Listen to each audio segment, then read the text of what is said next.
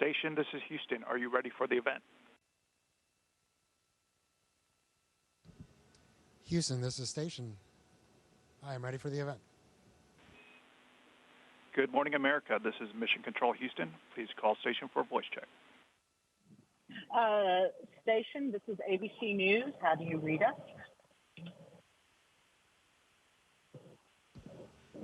Hi, good morning. I hear you loud and clear. How do you hear me?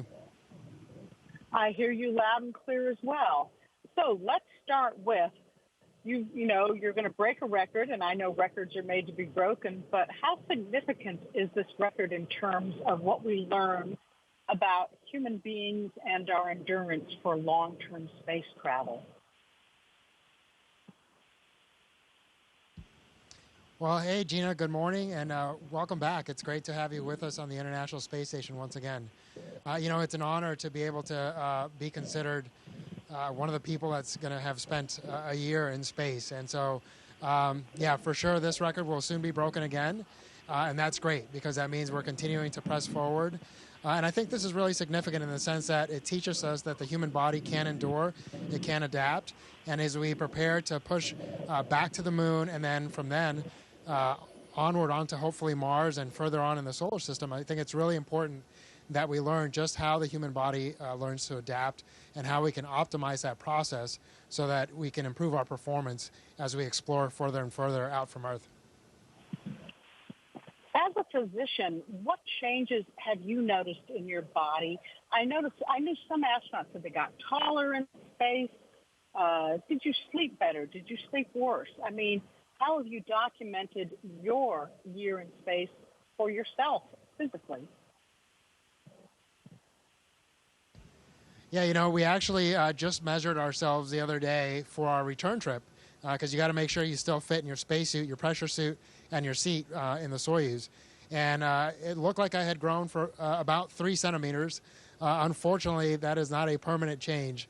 You know, essentially your discs in your spine tend to expand a little bit because of that lack of gravitational pressure. And so that change goes back to your normal within about 2 weeks of getting back to Earth. You also see a lot of fluid shifts up here.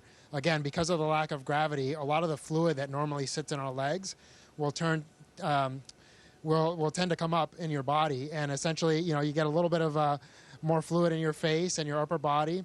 You adjust quite a bit in your first month here, but that tends to be a permanent change while you're here. And again, once you go back to Earth, all the fluid redistributes itself within the body, and you pretty much go back to your normal appearance within a couple weeks. Talk to me about sleeping in space. I know they've made changes in the space station with lighting.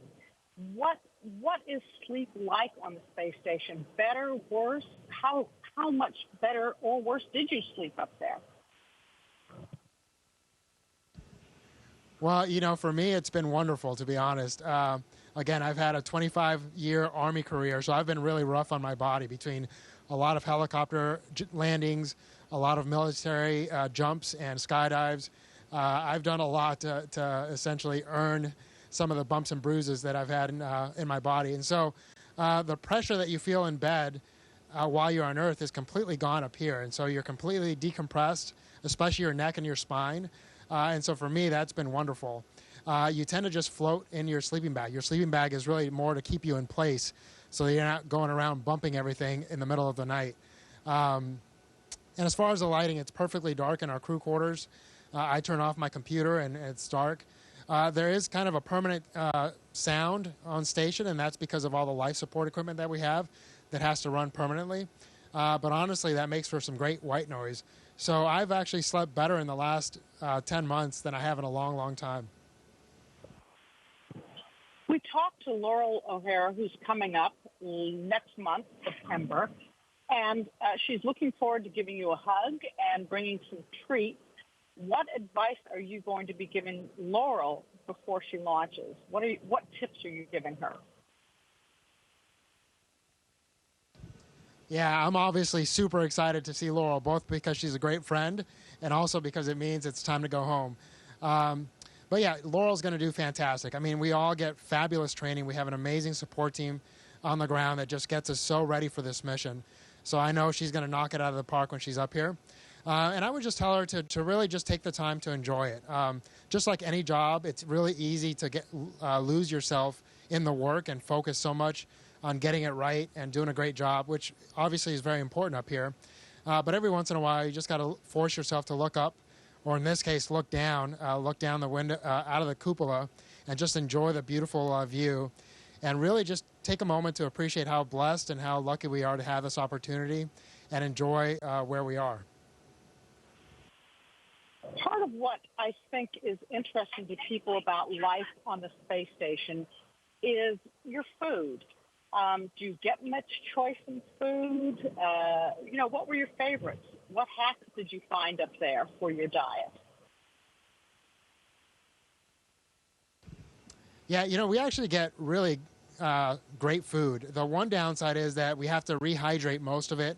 Some of it comes in the same little green packets that you see in military MREs or cans, especially some of the international partners tend to have a lot of their food in cans. But it all generally tastes delicious. But what I'm really, really looking forward to is just fresh food. I'm actually looking forward to a salad, not necessarily because it's healthy, but just having fresh, green food is going to be fantastic. Every once in a while, in the resupply vehicles that come up, we'll get fresh fruit. And especially the citrus, because it keeps well, we tend to get a lot of citrus. You'll spend just as much time smelling the peel of an orange as you do enjoying the orange itself. And that's just because of that freshness and that smell of home that you get for those few minutes. I think some astronauts that I've spoken to, I'm going to jump over to spacewalk because that really is a highlight of anyone's career. Can you take me back on what that first moment was, the first time you stepped outside? Yeah, it's amazing that it's been so long already. And I was blessed to be able to do 3 spacewalks myself and then take part in 8 spacewalks total while we've been up here. And it's almost just as neat to watch your friends go out the door as it is to go out the door yourself. And to a large degree, to be honest, it's a little more nerve-wracking because you're responsible for putting them in the suit, making sure that everything's done properly so that they're safe out there. So in some ways, I felt a lot more pressure when I was putting my buddies in the spacesuit to go outside than I did when I was going outside myself. But I'll tell you, the views are just out of this world, literally. And that's because you have your full peripheral vision. When you're looking out of the cupola, it's an absolutely beautiful view, but you're generally limited to just kind of looking down. Whereas when you're outside, the helmet just allows us to see a little bit wider than 180. And so you're able to have an unobstructed view of the Earth and the universe. And it just makes you really appreciate how tiny we are, where we are, also how fast we're going. I mean, the movement, you would just appreciate it so much more when you're outside. So absolutely, I would agree. Those 3 spacewalks for me were the highlight of this year up here. I'm trying to remember, for your first spacewalk when you went out, were you in light or darkness?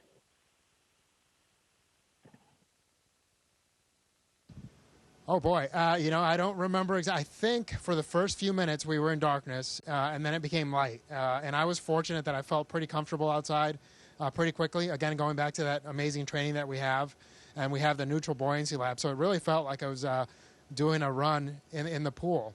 And so I felt pretty comfortable out there, and I really, you feel like a little kid, just in the weightlessness, enjoying that view, and appreciating that you're in your own little private spaceship in your spacesuit and in that environment. And so I had a few minutes to what we call adapt outside and essentially get used to the suit. And I really just kind of spent it all looking all around and doing all sorts of movements because I was just having so much fun. So it sounds like if you kept a journal, I'm going to move on to that. The spacewalks would have been a highlight in your journal of my year in space. Did you kind of journal your year in space? What did you do to document that for you and for your family? Yeah, I actually, sadly enough, I didn't at first. And then just recently, within the last few months, I have started to do that because I realized my memory wasn't as good as I thought it was. And that's just, again, because we do so much up here. We're so busy. that you quickly start to forget some of the things you did early on. So I started to keep a journal. I think it'll be super valuable down the road, and just to be able to look back and appreciate what this experience meant to us. Hopefully I'm able to take part in many more missions. Well, at least one or two more. We'll see what's in store. But the reality, I think the thing that I'll remember the most are my crewmates. I've been lucky enough to fly with 4 different crews by the time I leave, and that's been fantastic. The teams that we've worked with on the ground have been phenomenal. So, like a lot of things in life that have tremendous experiences, what you end up really remembering the most are the people, and that's been the case absolutely up here. You sort of led into my next question. As a first mission, this one was really pretty epic. What could possibly be better than this? What would your dream mission be? Your next one? Well, I think what I plan on doing, at least, is really trying not to focus on that. I think it's really going to be important to go back, go home, and reconnect with my family first and foremost, because a year is a long time, and I've missed a lot of major milestones for our family. So I think I'm going to focus on that. And then the reality is, I have friends that are going to be coming up here and then going around the moon. And so my focus is going to be to help the team prepare for those missions, do everything I can to contribute to their success. And then once I get assigned down the road, we'll see what that mission holds. But I'll start to focus on that mission when the time comes. But there's a lot of things in between now and then that I think need to be a priority before I start thinking about that. It's been interesting watching your crew on orbit because you make it a priority to talk to school kids. I think you're promoting education and STEM for children. Out of all the kids groups that you've spoken with, what questions do you remember that really set you thinking? I'm laughing because I actually had a meeting just yesterday with some kids, cutest kids you've ever seen. They were all, a lot of them, I should say, were in the 4 to 6 year old group. So I had 2 questions that I really loved. One was, had I seen any T-Rexes in space? And unfortunately, I had to say no to that.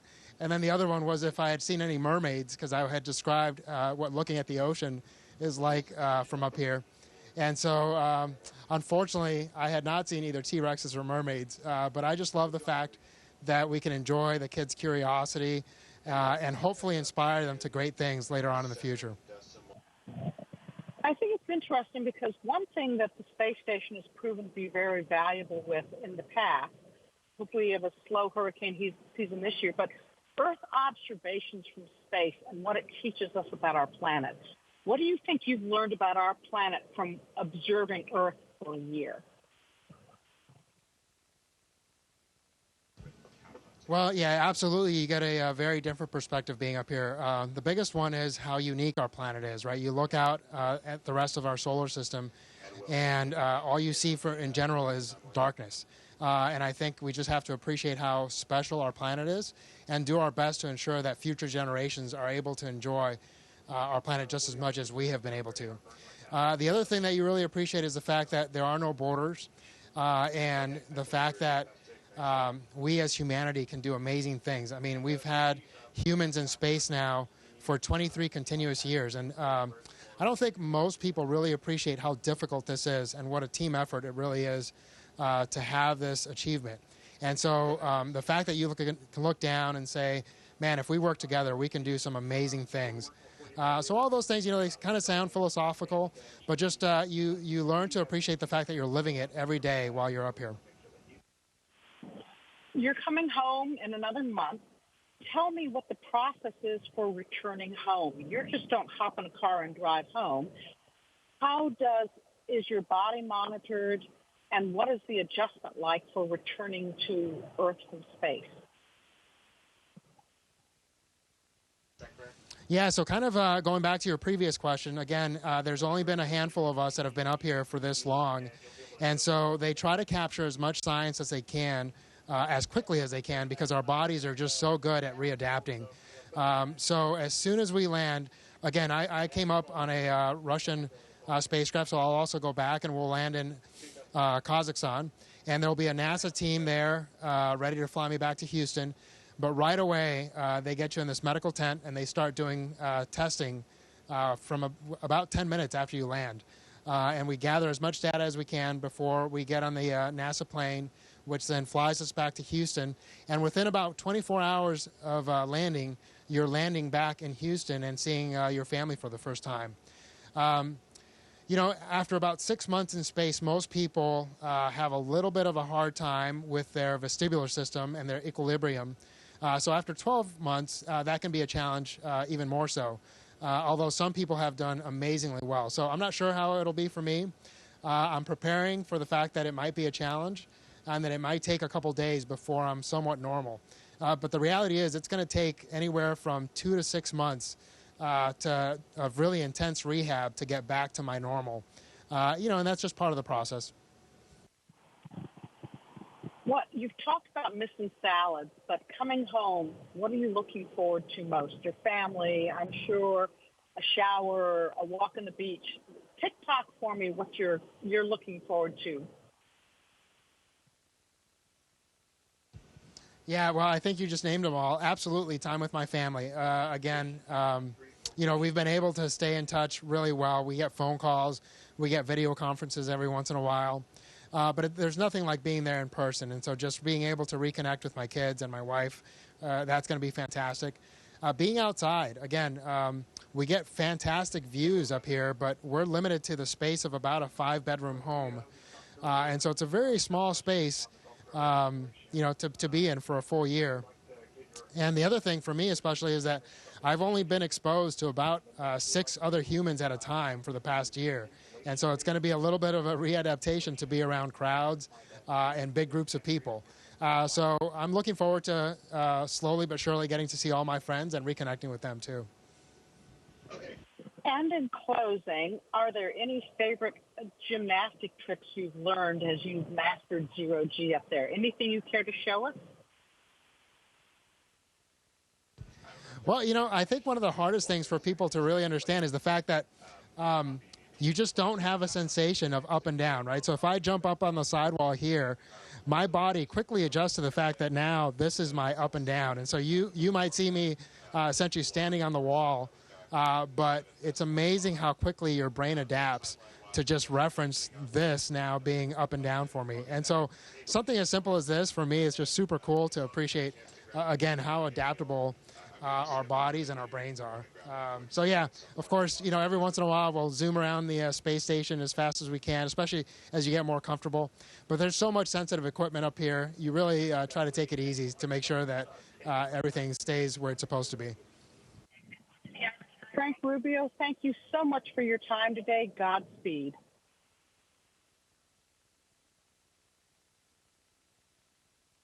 All right, Gina, thanks again. It's been an honor and a pleasure, and we'll talk again soon. Take care.